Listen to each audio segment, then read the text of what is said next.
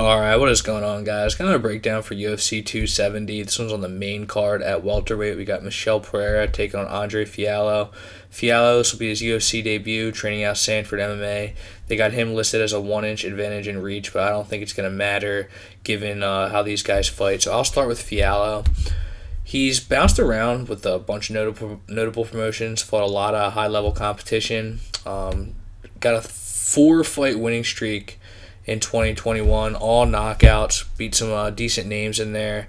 Knocked out James Vick in a fight where he wasn't landing much. Vick was kind of landing at will with a lot of kicks, but Vick, of course, is known for kind of having a glass chin, and just really took one hard connection to really get him wobbled, and then a sustained attack on the fence got him out of there. They knocked out Stefan Sekulic, UFC veteran, got cut after boring fight with Dwight Grant that I actually thought he won. So, I mean, I guess you could say he should still be around. It's a nice feather to have in your cap. But before that, spent some time with PFL, lost to Chris Curtis. Chris Curtis had one of his retritive knockouts there. That fight with Glyco Franca, he lost that one. I don't know, I guess there was I believe it was a performance-enhancing substitution on one side there. I don't think it was Fialho. I'm not sure. Honestly, I don't know. It doesn't really factor into my pick for this fight, but that one's a no contest. But yeah, he spent some time with Bellator, went 4-1 with Bellator. He spent some time at some high-level gyms, spent some time at AKA. Now he's at Sanford MMA. And this guy's primarily a boxer. He's very heavy on his lead leg, just orthodox boxing stance. He's got good boxing combinations, obviously. I really like his uppercuts, but that's pretty much what he's been doing over the last year or so. He's walking his opponents down, looking for the perfect shot, and not a ton of volume, not a ton of different looks. He just mostly looks for that left hook or that overhand right, and occasionally throw a leg kick, but it's mostly the boxing combinations. He trusts his hands, and he seems like he's like the type that likes to walk his opponent down, stalk, will maybe give up a round in search of a knockout, which could be a tricky path for victory here if that's what he's trying to do. And then for Michel Pereira, mostly known for all the crazy acrobatic shit he does, which I actually think takes away from his game. But on the plus side, his movement is elite. There's not a lot of guys that can get a hold of him. And in his past few fights, it's really been on display against Salim Imamadov. Jesus Christ, I butchered that name. Imadaev. Man, I'm good at names, so that was terrible. But yeah, Salim Imadaev, he really just styles on him in that one. I'll give you some numbers. Imadaev landed 19% of his strikes. He only landed 20 strikes total in the entire fight.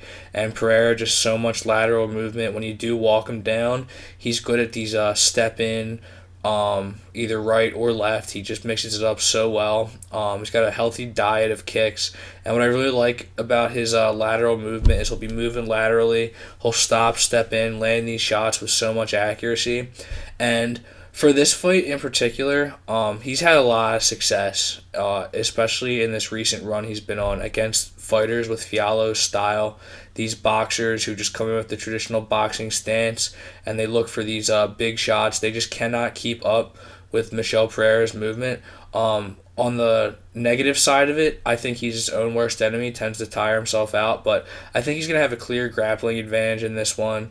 Another big factor is Fialho's coming in on less than 2 weeks' notice, because Pereira is supposed to take on Muslim Salikov last week, so short notice opponent who's a tough opponent anyway. Even if you have a full camp, he's just such a tough puzzle to solve. So I definitely like Michel Pereira at minus 280. They got him on DraftKings. On FanDuel, he's minus 310, which I didn't see, so I already made my bet on FanDuel, and I didn't lay chalk on it only because I've already made a couple bets for this card, and I don't know, the combination of how expensive it is, combined with the things I don't like about Pereira's game, where he just tends to tire himself out, like that Nico Price fight where he just did that stupid backflip thing. One, he probably would have gotten disqualified if that landed cleanly, and he just landed on Nico Price's head. He would have gotten disqualified. It would have been really bad. And also, it's just that that shit took so much out of him, and he faded hard in the third round. So he does do this stupid shit, and he gets tagged a lot on these when he like want to roll. And he doesn't have to. Like, of the 20 strikes that Imadaev landed, a good amount of them were just things that Pereira presented to himself. But again, I just like I think that this is a matchup that favors Pereira very well. He's shown a lot of success against these style of fighters who I think have a little bit more polish and skill than Fialho. No disrespect to him, I would definitely look to pick him against. I hope they match him up against another lower level welterweight who's coming off a loss, who can kind of get backed up more. Then I would like to bet Fialho in a spot like that, but not like this. I think Pereira's movement's just going to be so frustrating for him. He's either going to cruise to a decision win or get a late finish. So, thanks for watching, guys. Sure, subscribe and take it easy.